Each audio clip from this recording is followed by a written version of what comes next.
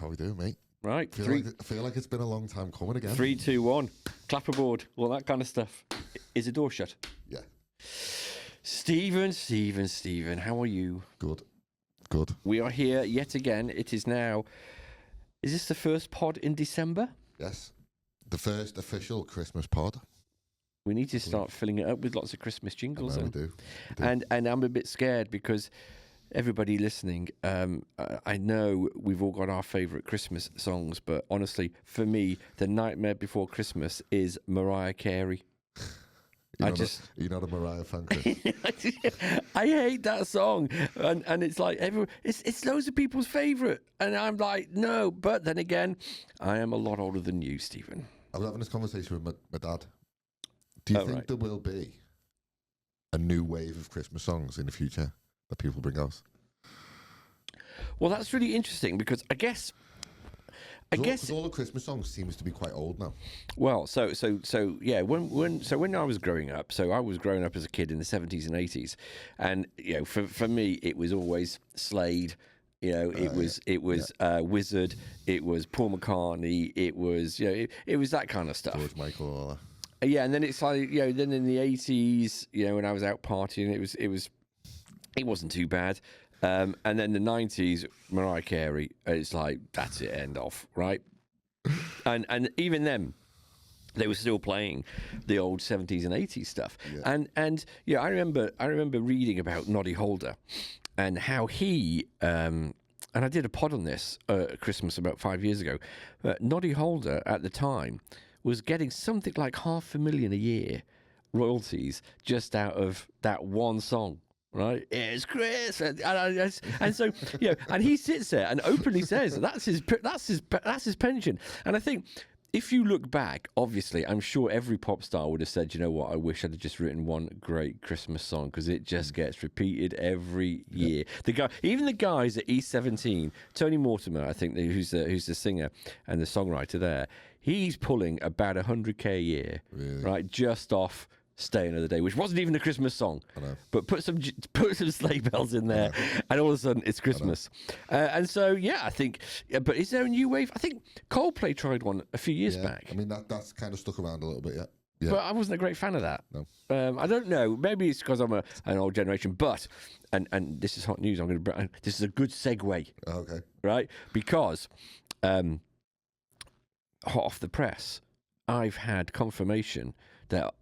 For our new pod that's coming out, which is going to be called, at the moment it's called That Was Then, This Is Now, which is all about people that have been kind of famous and what they're now doing in their lives compared to what they did maybe a few years back. Yep. First one I've had confirmed is Brian Nasher. Nice. Nash. Nice. Who's he, you might say? Well, for all you that are a little bit younger, he was the lead guitarist in Frankie Goes to Hollywood. This is a real bucket list thing for Chris, by the way, for anyone listening. Oh, God, man, it is massive because Nasher and the guys at Frankie Goes to Hollywood were my youth from 15 to 18, right? My nightclub years, right? Relax and all that is just, he's a massive part of my life. And I'm sure, Nasher, if you're listening or even watching, right, just be prepared. The first 10 minutes, I say 10 minutes, it might be half an hour, might be a bit fanboy, me kind of getting a bit excited about, oh my God, but I'll try and be cool and I'll try and be kind of be professional. But I'm hoping this is the start because later on today, and we're recording this on the 5th of December? Yeah. Friday the 5th of December, I am going to see someone else from my youth. A guy who, again, you won't probably know because you're too young, but he was known in the 80s as Gaz Top. And he was a TV presenter. Well, he started off because he was from my neck of the woods in Rill, right? So I'm from Rudland around there. And he was the roadie for The Alarm, who are one of my favourite bands. Anyway, he then became a TV presenter. Nice. Gaz Top, he was on a Saturday morning TV programme called Get Fresh. Nice. And How. Do you remember How? Do you remember How? Well, he was the presenter on there. So I meet him tonight. Wow. For a beer. To talk about his podcast, which is Gaz Jones on Speed, which is a great podcast, all about cars and everything else. But I'm hoping he's going to come on as well. Lovely. So we're hoping to get some kind of celebrity endorsements on here on the new podcast. So listen out, everybody, for that. That's coming. It'll be the new year now.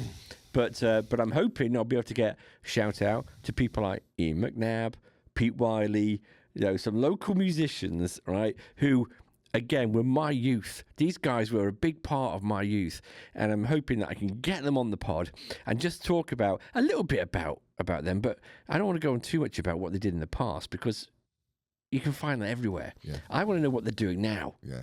Right. So I know Nash is doing some gigs with Ian McNabb, some live gigs. But the reason why I said it's a good segue in is because Nasha wrote "The Power of Love."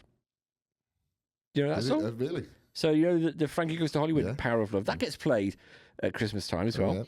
Yeah, I'm not quite sure how much he gets out of that though, because it was written by 4 of them in the band. But again, there you go. There's another one. It's better than the kick in the nuts, though, mate. That's what I was saying. I'm sure, he probably sits there and looks forward to December or January. He's probably. Well, I've got this theory, right? So this new age of media that we're living in, podcasting. They call it alternative media, but I don't even think it's alternative anymore, because I think people are like leaving mainstream media in droves. But I've always loved the idea of songs or movies or books, because they will outlive ourselves. Them songs will outlive Frankie Goes to Hollywood. Well, when they're long gone, them songs will still be around. And that's really interesting, because I was only talking about this the other day, and also last night when I was in the shower thinking about what sort of questions I would ask him, and one of them was going to be the legacy, because no matter what happens to him now, in years to come, in 50, 60 years' time, they'll still be playing Relax and The Power of Love and everything else, and that's his legacy. Yeah, absolutely. And so, and maybe, this will last on. People imagine in 50 years' time, when we're gone, and our grandkids look at the podcast that we were doing then. That's quite scary. Look into the subject matter that we were talking about at the time, and it's almost like a gateway to history, almost, for them. Okay, so here we go. So not being morbid, but dear Lauren and dear Ellie, this is your dad from 2025. And also grandkids, if I ever get grandkids and you never met me or anything else, here I am. This is what I sounded like, and this is the stupid stuff I talked about. Did you ever do it when you were young, where you'd put like a capsule, like a time capsule, put loads of stuff in a box and bury it so someone would find it in the future? Do you know what I actually did? Oh my God, this is confessions time now. So yes, I did that. And I remember when I moved, so I've moved around a lot because of my father being in the forces, but I remember when he came out of the forces and we settled back in the UK in a little town called Rhuddlan, right, in North Wales. And I would have only been 13 at the time. And so I had my own bedroom, and I remember, I shouldn't really be saying this for a young kid in Wales, I put the England wallpaper up on my bedroom wall. I had all my records stapled to the wall and everything else. And I had 2 older sisters. One had already left. So I was at home with my younger sister, Karen, who was 4 years older than me. But in my room, right, I pulled the carpet up, and I noticed that one of the floorboards was loose. So I pulled the floorboard up and thought, ooh, I could hide something in here. And we'd just done this thing at school about how to date paper, right? Yeah, with flames and everything else. You can make it go a darker browny colour and burn the edges so it looked like some kind of like... Yeah. So I wrote a scroll and burnt the edges to make it look like it was really old. And it was a treasure map. Oh, yeah. And I made up where this treasure was. And then, on top of that, right, I also had a little BB gun. It looked realistic, right? So I hid that along with the map for this hidden treasure under the floorboards in my house. And I just wonder now, that was back in 1981, whether or not the people have found it. Right, and sat there and gone, "Oh my God, what is this?" But I've done message in a bottle stuff and all that. But you can imagine it, couldn't you? Like even like 2 generations beyond us that have gone.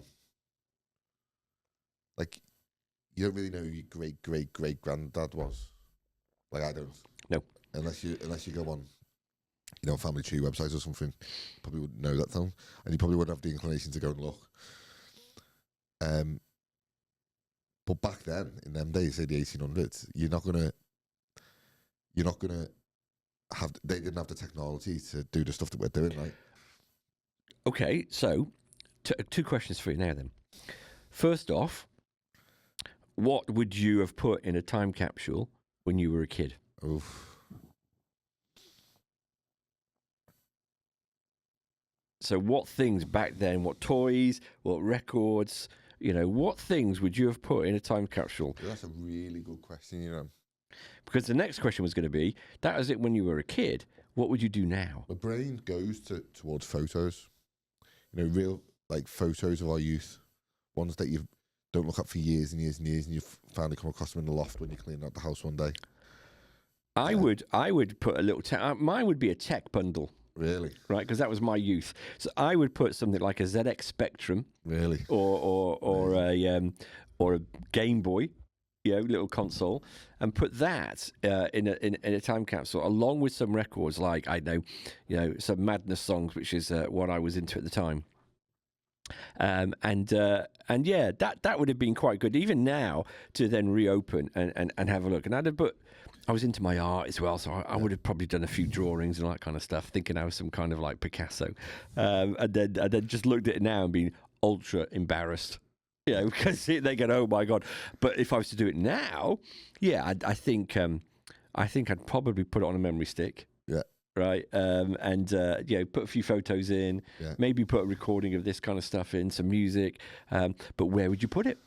Where would you put it? And also, if you go down the route of this is what's always messed my mind up, is if you were to do something and put it on a memory stick, which is today's technology, and someone digs it up in 40 years' time, well, they're probably sitting there going, what the heck is this? How do I read what's on this memory stick? Yeah.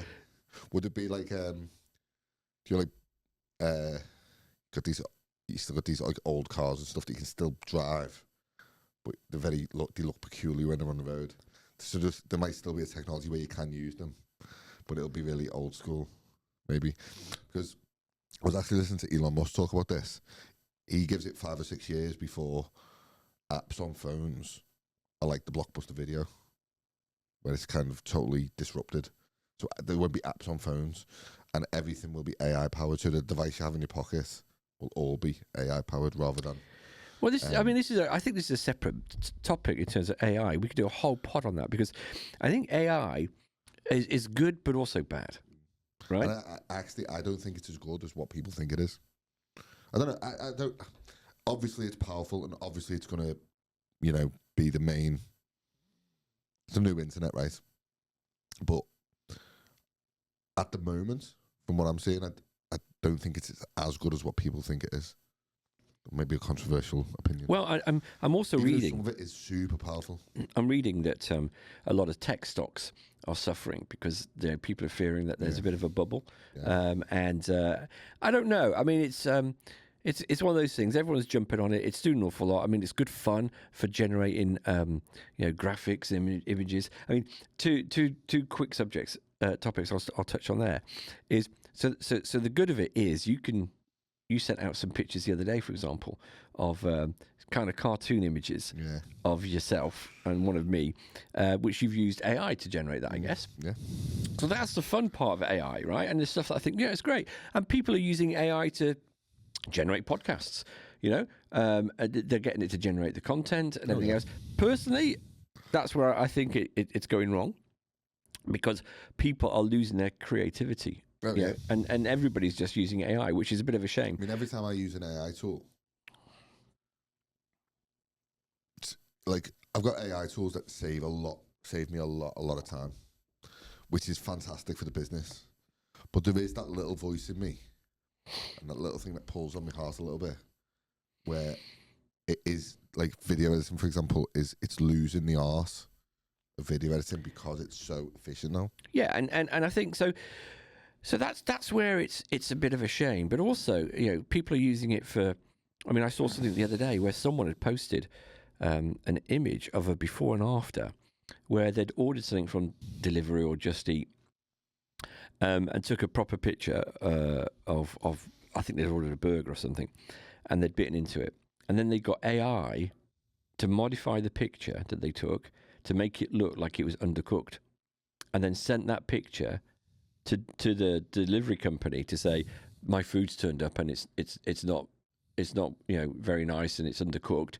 They got their money back, right? Which means that the delivery company didn't pay the people that made it because it was undercooked, and it wasn't. It was perfect, but they used AI to modify that. Smart, isn't it? Yeah, and so that's where people are. And also, I'm seeing so many now videos appearing on my timeline where it's just made up. Right, so I think, and we've mentioned this before, there should be some kind of watermark or some way of easily identifying what is fake. Yeah. Because otherwise, we're all just going to sit there. We're never going to leave our homes, and we're all just going to sit there and generate our own content. I mean, we'll be sitting again. You know what? I fancy watching a movie today which is about a lion that takes over the world, and has a fight with apes and everything else. And can you generate that for me? And then so our thoughts will then get generated into a movie which we'll just sit there and go, oh yeah, okay, that's cool. That's what the Hollywood writers' strike was about, wasn't it? Because all the actors fear that they're going to get. There's going to be no such thing as actors anymore. No, and someone got faked the other day, again, through AI, because these scams, you used to get the scams, which was, a text message, from your daughter. Dad, I need £1,000. I've lost my cars. I'm being robbed and blah, blah, blah, this, that, and the other. And people used to say, you've got to ring that number. Ring the number just to make sure. Well, now people are sampling, your voices so that when you ring that number, it's your daughter or your son or whatever, because they've sampled them 100%. and so it sounds like them. Yeah, I mean, I know when I rang the HMRC the other day to pay a bit of money to them, which is a whole different subject in itself. But when you go through to the HMRC now, it does voice recognition to get through. Yeah. So you say a few sentences out loud, and it recognises your voice, and then you'll get through for security purposes. Now, someone could easily fake that now. Of course. So there, and I keep reading, there's a lot of people, a lot of big companies, big tech companies, who are getting rid of a load of people because their jobs are being replaced by AI. Only yesterday, I was talking to one of my good friends, and he was telling me that his sister, who works for a big call center type organization, where not so much call center, but it's where they monitor. So her job was to monitor customer service calls to make sure that they're doing the right thing, they're saying the right things, and everything else. Well, she's been told basically all their jobs are going because AI now does that. So AI, because AI doesn't run shifts, AI doesn't have to have a tea break and everything else, and they can sit there and AI can go through 20 times more calls than they can. Yeah. Well, there's the human. I think it was Google that have just released their first humanoid robot. Now, with this robot, essentially, what you can employ that robot to come into your house and just do basically menial tasks, washing the dishes, loading the dishwasher up, doing your bed sheets, putting the wash on, things of that nature. It's. I think Question I've got for you, Chris, is: are you in or out of what? The humanoid robot. Well, it depends what they're going to do for me. I mean, if you could pay, let's say, £400 a month for the humanoid robots to come into your house, basically just do all the household tasks that you don't like doing. Absolutely. Yeah, of course. If it makes your life easier, why not? And it goes to sleep when you don't want it to. But then, what's to say, it has a bit of a glitch, and all of a sudden it, murders your cat because it thinks it's a ball of fluff, and it's like scooping it up, and so I've always got that fear in the back of my mind, because I was also hearing yesterday or watching on the news that in the UK, the police are now using facial recognition. Oh, yeah. Right? And a few people have come up and gone, well, I got pulled by the police because, I was accused of rape or whatever it might be, and it was a case of mistaken identity because they've been using facial recognition for that. So there's always going to be flaws there, right? But it is getting scary, that the fact that, don't get me onto it, but how many times are we scanned a day? So it's getting a little bit like you can't walk into a supermarket now and you literally see the screen and your face gets scanned as you walk in. But my question for that is, and again, I don't want to get too political on it, but I get why it's doing that, but then you also see some people who just blatantly walk into shops, steal goods because if it's under £200, the police aren't going to get involved, and they take all the stuff and off they go. Oh yeah. And it seems like they get away with Well, absolutely. one thing the self-checkouts have done in supermarkets is give people plausible deniability. Right. So Ooh, basically- good words. yeah. Good words. Get So you. basically, if you fail to scan something Yeah. and stick it in your bag and you get caught out, Yeah. you can just say, "Oh, I thought it'd gone through." Well, so yeah. I mean, this whole thing around AI. Yes, it's good for the fun factor with how it can do stuff. But I mean, we spoke about this a few months back where we were saying there's a time now where AI can generate a report that gets sent to someone in their inbox that gets scanned by their inbox, which then gets summarized and sent to someone. So you could have something that's not even been generated by anybody. In the concept room, for anyone listening, me and Chris recorded an audiobook with one of our clients last week, and in the criteria, in the specification, you're not allowed to use any AI for voiceover stuff. Now, how long that will last, I don't know. I mean, I actually reposted something on my Instagram story last night, and it's an interview with David Bowie from 1999. Yeah. It's a clip of him talking about the internet. Oh, I've seen that, yeah. And he's talking about like how content will be shared and distributed. And the accuracy is unbelievable to this day. And if he was still alive, God bless him, and he recorded that interview today about AI, it would be the exact same. Absolutely. I mean, I think it's a shame because it feels to me that although AI is getting smarter, it's making us dumber. Yeah. I think. Well, we live in a world where everything is just being tailored for convenience, right? So there's no hardship. So like it's like, what's the value of information? Well, we've got all the information we'll ever need at our fingertips now because of AI. Literally any information we need, whether that's right information or wrong information. And Elon Musk talks about this. He wants maximally truth-seeking AI. With that, the value of information goes down. But when back in our day, if we wanted information, we might have to go to the library or read a book, or you couldn't simply have a Google search. So everything is just becoming so much more convenient, and that's why I love the idea of books. But movies, the thing is though, podcasts. right? So have we got ourselves into? Are we just being nostalgic, where we assume that because it's in a book, it's truthful, right? Who's to say that the book is wrong? Yeah. Right.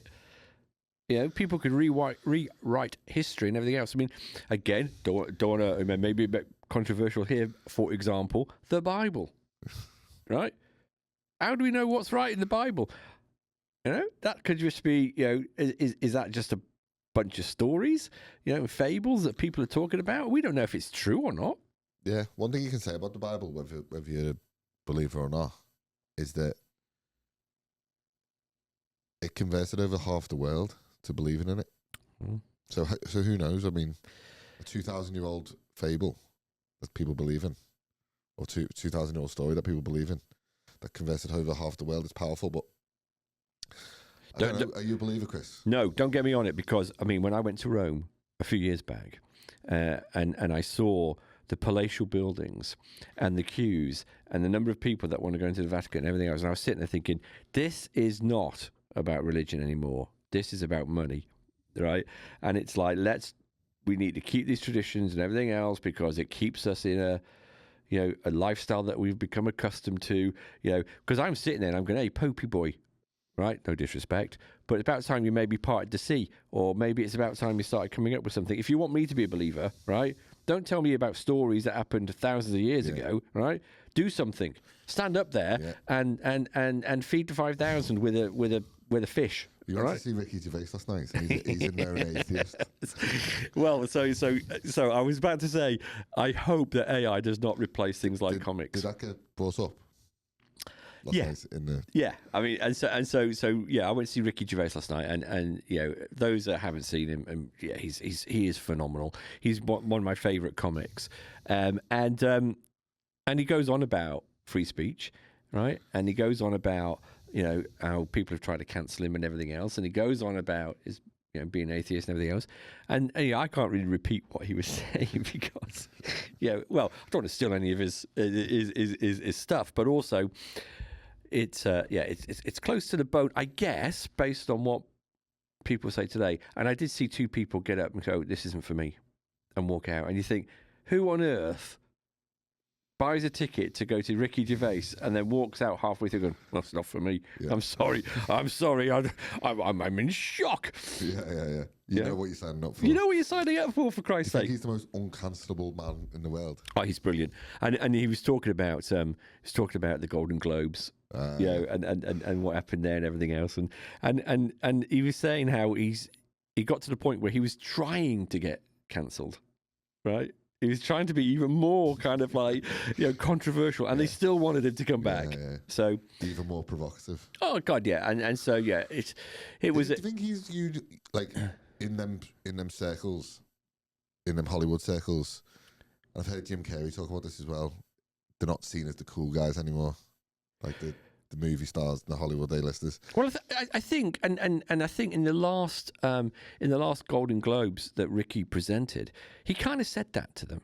He basically said, something along the lines of, and I'm paraphrasing now, if you win an award, come up, thank your agent, this, that, and the other, and then fuck off, right? He says, don't stand up here and talk about global warming when you've arrived on your private jets, or tell the world about, climate change and everything else. He says, just fuck off, because you know what? You live in a different world. Yeah. Right? And I think that's it now, is because, people like you and I, right? We look at these people and all we want to do ultimately is be entertained by them, right? I want Robert De Niro to be the fantastic actor that he is and shut up, right? Yeah. Entertain me in a film, and I don't care. Well, what you're doing, like what Robert De Niro is a very good example there, because just let me watch your films. Yeah. I don't want to hear you bashing Trump. Because all you're doing is making 50% of people just go, "I'm not going to go and watch this film anymore." Yeah, exactly.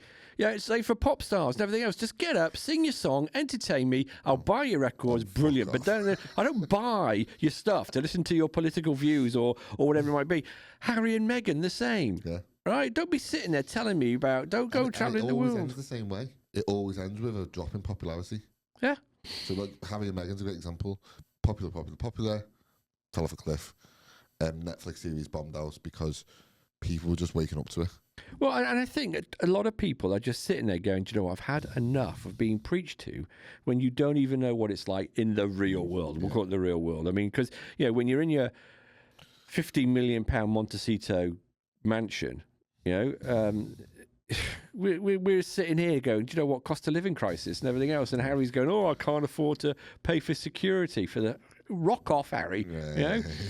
Just, I'm not interested, and I certainly don't feel sorry for you. I'm sorry. But, Ricky's funny, because he sits there and he's right. He says, because, he says, I'm at an age now where I just don't care. Right. And he's also got the money. That helps. And he likes to tell you that, as he's walking around, he says, "In my mansion, but I still want to be like one of the guys, because I grew up on a council estate." But yeah, as you get older, kids, my young kids here who might listen to this in years to come, as you get older, you do get to the point where you just go, "I want to do what I want to do when I want to do it, and I don't give a damn about what anyone else thinks." Minimal government interference. Oh, governments should, again, don't want to get too politically charged here, but it should be small and it's big. I actually was watching about the budget that happened last week. Oh God, yeah. and we can talk about that. So this budget came out. We're getting taxed through the nose, as if we've got a choice. So Rachel Reeves comes out and says, "We're asking everyone to contribute, as if we've got a choice. Yeah. And you're going to get sent to prison if you don't." So that's the first thing. They want to put digital IDs in place, where we can't move without getting surveilled. A record number of millionaires are now leaving the country. If you've got a dash. Yeah, but saying that.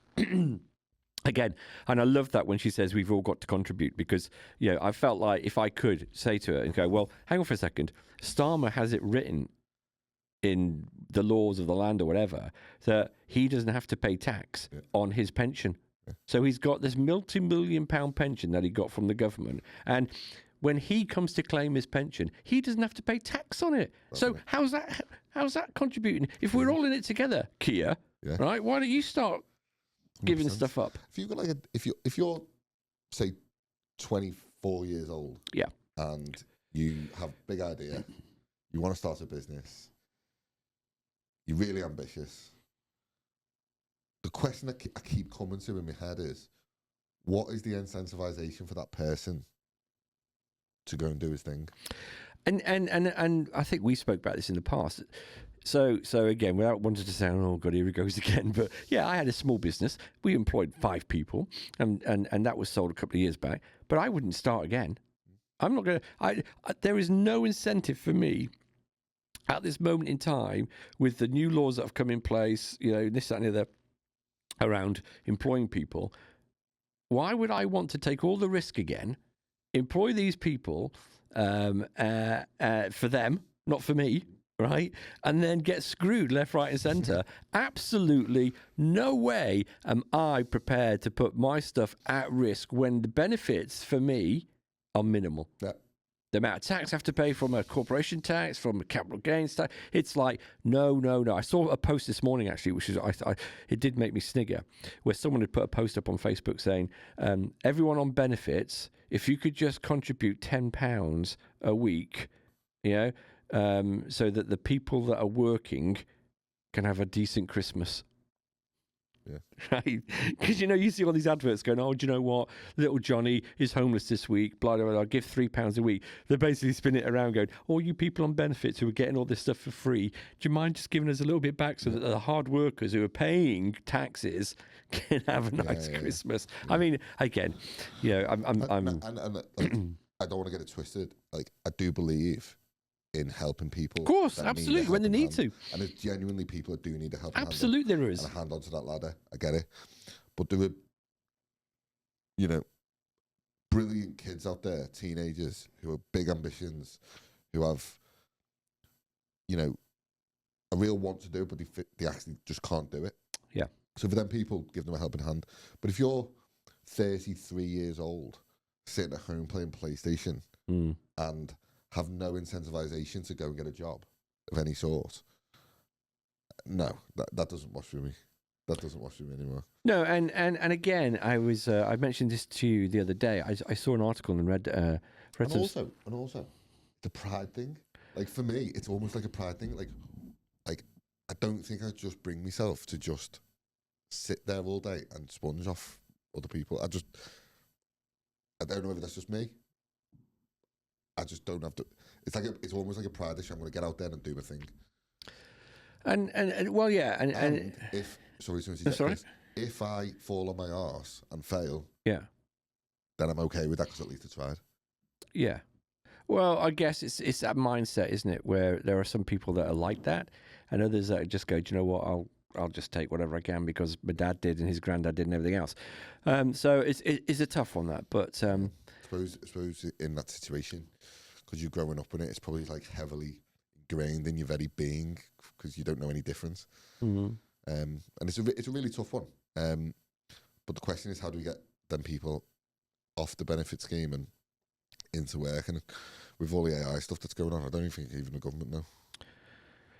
No, it's not an easy job. I think coming up with that government, because you're never going to please everybody.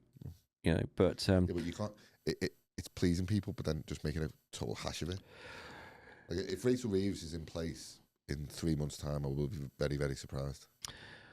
Well, if she goes, then Keir Starmer's got to go, right? Because they're too intertwined, and it's, I don't know. I mean, the whole thing around politics. There was a bit of a where Streeton was putting a bit of a he was basically wanting to oust Starmer, apparently. Wow. Yeah. Do you reckon that was genuine or a bit of a rumour? He played it down, but no smoke without fire, I think. He's one of the ones, I think, of all of the ones that are out there, that I think... He does talk a bit more sense. He's better media trained, I think, than Starmer. Yeah. Right. But there was even talk of not Rachel.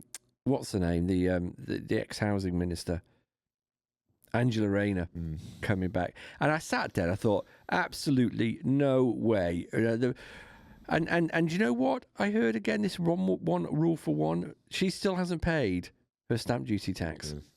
That £40,000, and yet you sit there, and you and I would be issued a court summons and everything else, and you got to pay it, and you got to pay it now. Don't care, sell your house, whatever it might be. If you can't afford to pay it, we're going to come and take stuff. But Rayner, no, do you know what? It's I dodged it. I've been caught out, and I still haven't paid it. Believe in this two-tier policing system? Yes, absolutely. Sorry, but yeah, two-tier care. Yeah, absolutely. There's there's not even any grey area. I'm sorry, and I'd love to anybody if they want to argue it with me. Girl on the news who she put the word faggot into a text message, and No. she was basically, so this was on the TV this week. So there was a woman, I think she was from Liverpool actually, and she was complaining about something in the kids' school, and she put the word faggot into a text message, Right. and apparently, I don't know this for sure, but apparently it was something to do with the song, the Christmas song. Yeah, scumbag. Oh, yeah, that's right. Yeah, Fairy Tale of New York. Yeah. Anyway, she was sitting in the bath one day. 11 policemen, 10 of which were men, 1 woman, Right. came into her house while she was in the bath at night. Oh. There was a bit of a commotion downstairs. She didn't know what was going on. She got arrested for using the word faggot in a text message. No. It's beggars belief, isn't it? Is that recent then? This was it was on the TV this week. It was on Piers Morgan Uncensored this week. It was absolutely unbelievable. Yeah, no, that kind of stuff is just ridiculous, and that's why. I mean, how can, as a taxpayer, you pay the police as a taxpayer to uphold the law, right? But if you're getting freedom of speech oppressed in that way, to the point where police come into your house, we're getting digital IDs coming in. We're getting taxed to high heaven. All this stuff that's going on. What makes this country so appealing anymore? I just don't.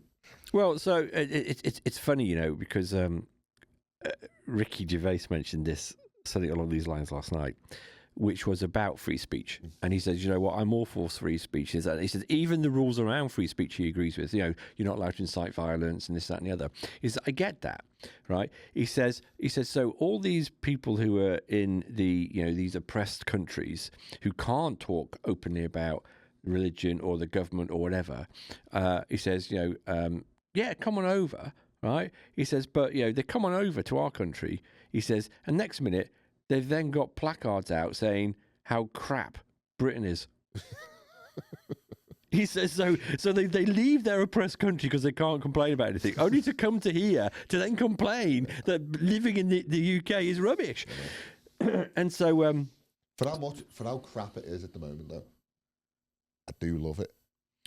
There is certain parts of what we do. Well, we always think that grass is always greener, isn't it? But I do think when you think about some of these other countries where he said as Ricky says, he mentioned something, and again, I'm only going on what I heard last night because he was going on about for example, you take paedophilia. Right, of course it's disgusting, right? And we're shocked over in this country and this, that, and the other. But in other countries of the world, you can't have sex with a minor until they've started their periods. And he's like, what? He says, can you imagine that? He says, you've got some dirty old man, who's knocking on your door. You've got a daughter. Excuse me, I saw your daughter skipping yesterday in a school uniform and everything else. I just thought I'd come round and see if I could have sex with her. And they go, well, I'm sorry, but she's only 11. She hasn't started a period yet. He went, oh, no worries. Whenabouts is she going to start? But over in that country, then that's accepted. Or he says, and he said to him, he says, no, he says, so what am I going to do in the interim while I'm waiting? He says, well, go and chuck a few gays off a roof, because again, being sort of gay is illegal, and people get thrown off roofs. Yeah. It's disgusting. Yeah. And yet they'll come over here because we're far more liberal and everything else, and still complain. I know. Anyway, so I want to go open up that. Human nature for people just complain either way. But no, I do love this country. I just hope that things get better, because at the moment I think we're all feeling a bit tough. Do you think there'll be like a Donald Trump style revolution in this country? Absolutely, I think it's coming. I think Farage is the man. Yeah, and I don't know if he's the man, but I just think I can see it happening. Someone like that who needs to come in and rock the boat, rock the political system. I can see it happening only because I think people have had enough of the political elite, because we're being lied to all the time, and I think we've all just kind of had enough. Government was, small and was there to serve people in need. Now it's basically for politicians to profiteer. Yeah, I think if a frog could talk and came out and said, you know what, I'm running for government, it'd probably get in, because we would vote for anyone but the people that are in the political stream at the moment. So, if you're, like I say, if you are a talking frog, get yourself out there, because you'll probably be the next prime minister of this country, because we just don't want anyone else in there, because it's shockingly bad. One thing that Ken says on the Reform Party podcast is they can never be seen as the political elite. Like, as soon as they become part of the establishment, they've lost. Because people are looking at Conservative and how bad it was. And then Labour was basically a continuation of that, but worse. Mm. So now you've got two parties that are basically fighting over how shit to be. And then this other party who is talking absolute sense when it comes to most things. And he just connects with people, and whether you agree with it or not, he's going to get a lot of backlash like Donald Trump does. Well, so I remember when he came in, Keir, and it was all about country first, party second. Whereas, these backbenchers and all the other ones now are literally sitting there thinking, they're worried about their jobs. And so they're doing things really to protect their jobs, not to protect or to make our lives any better. It's all about how can we save our jobs. Mm. Yeah. So I'm sorry, but you're just doing it for yourself. You're feathering your own nests again. Yeah. You're not really doing what's good for the country or for us. There was that thing that was getting talked about, was like it's like a maximum 4-year term, and like it would incentivize the politicians to just make stuff better because they know they're going to be out after 4 years. Well, how many times do we hear them say, even now, Rachel Reeves in the budget and everything else, I'm going to implement this, or we're going to introduce this new rule that's going to come into place after they've gone. It's going to come in 2030. You sit there and go, well, that's if you survive, right? Because if you're out in 2028, then that crap that you... So I think they just tease you by saying, we're bringing in this rule, it will start in 2030. Yeah. Well, okay, so what's going to happen is another party's going to come in and they're going to go, no, we're going to scrap that, right? Yeah. So all the money we've been pumping into it to set us up for that is going to go... I mean, you talk about... Said you've got a maximum 4-year term, it would incentivize them to fast-track a load of stuff. And But it's like, you talk about wasted of money. I mean, two things that came out over the last couple of days, and I hope I'm not saying too much here, but, number one was a review of the policing of the Hillsborough disaster. 13 years that report's been taken to produce at a cost of millions to basically say, if those police officers were still serving, they'd be prosecuted. Well, whoopee-doo, right? So you spent all this time coming up to tell us that if they were still there, they'd be prosecuted. How's that helping the families, right? The families are sitting there going, thanks, because there's no consequences now, right? So why have you spent... 97 unlawful deaths, and no one's accountable for it, And you sit there, and if I was one of those families now, I'd be so angry, because you'd be like, you've just dragged this out again. For 13 years to tell us nothing, to tell us something we didn't already know, and no one's going to pay the price for it, even though some of them have been knighted and everything else. And then the other one I heard yesterday was the poor woman who in Shrewsbury, in the Novichok, where they found some perfume. Her husband gave her this perfume, and she sprayed it on, and it was Novichok from the Russians.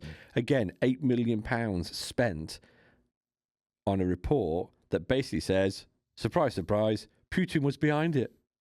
Jesus Christ, really? So what's going to happen there then? Nothing. Nothing can happen apart from you told us that behind it, morally, it was Putin. Well, again, no shit, Sherlock. Excuse my French, everybody, but, an 8 million quid down the drain, right, to come out and tell us that. It's like we seem to be just wasting money. It's beggars belief. On these reports that don't actually deliver anything. Anyway, it's getting a bit political, that. Oh, yeah. Have a bit of fun. Let's inject a bit of fun. So what have we got coming up, Chris? So over the podcast for the next few weeks, we're going to be inserting some Christmassy vibes. Yeah, well, if you're listening to the audio version of this as opposed to maybe the YouTube version, you should see or hear, some jingles which are Christmassy, which that comes down to me post-producing it. But I'm going to insert some Christmas jingles, so you have to listen to the audio version of this pod just to hear my creativity around Christmas vibes. Because come on, everybody, it's Christmas.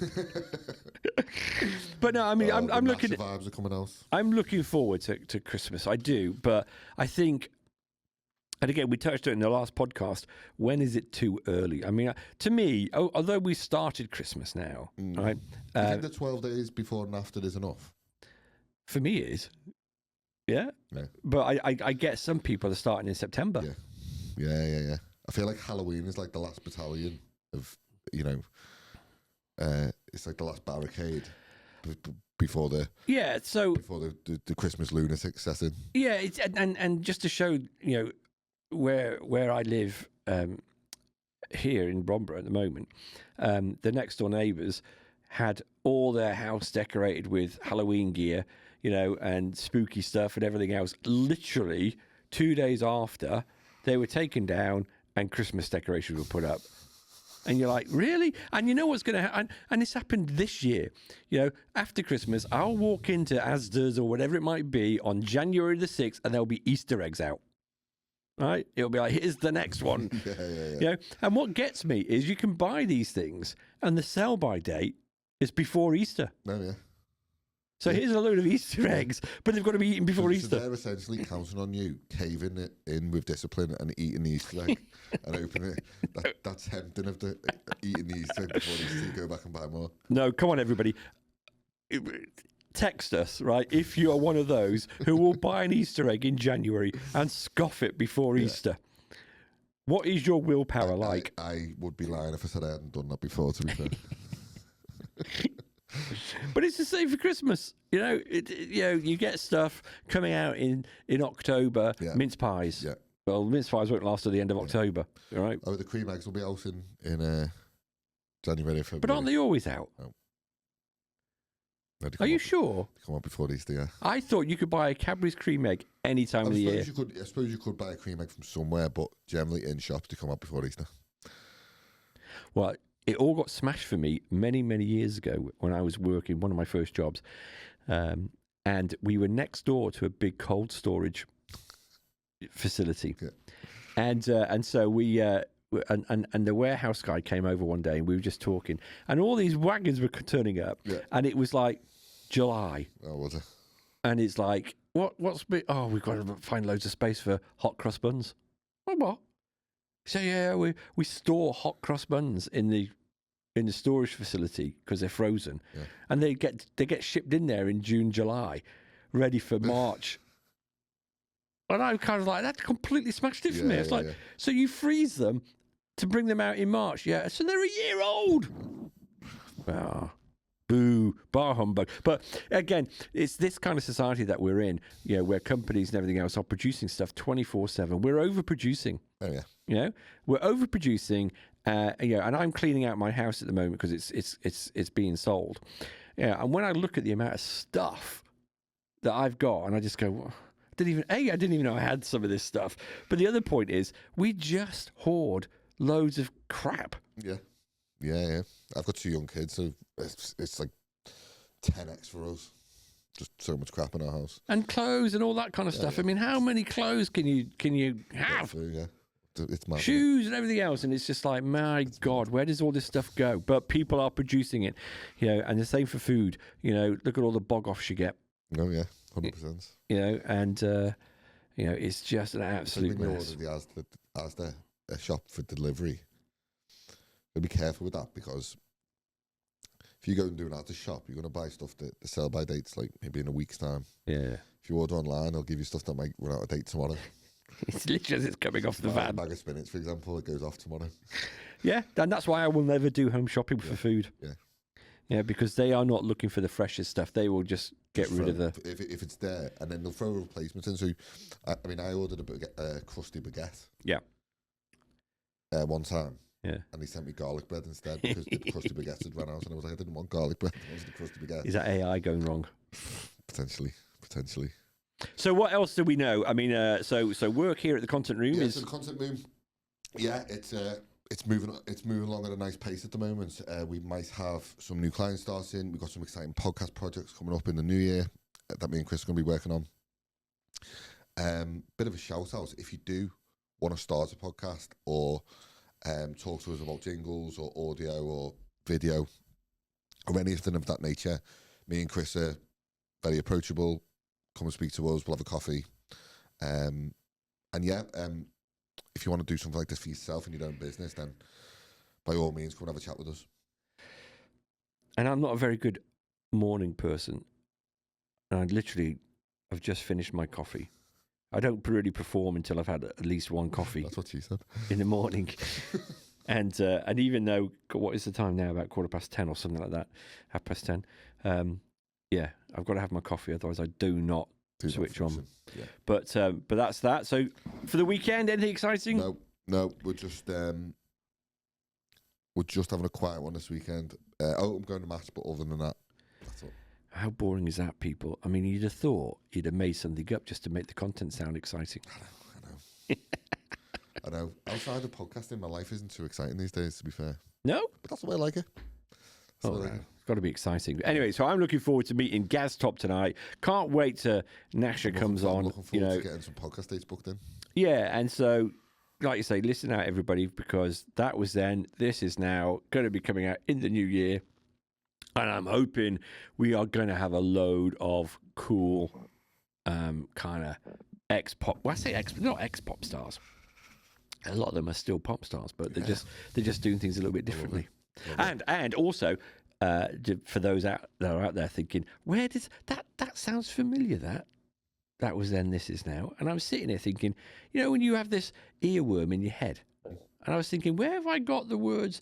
That was then, this is now, right? And I was sitting there thinking, yeah, I must have just come up with that. That's a genius way of thinking about it, because of course no one else has come up with that, right? Yeah.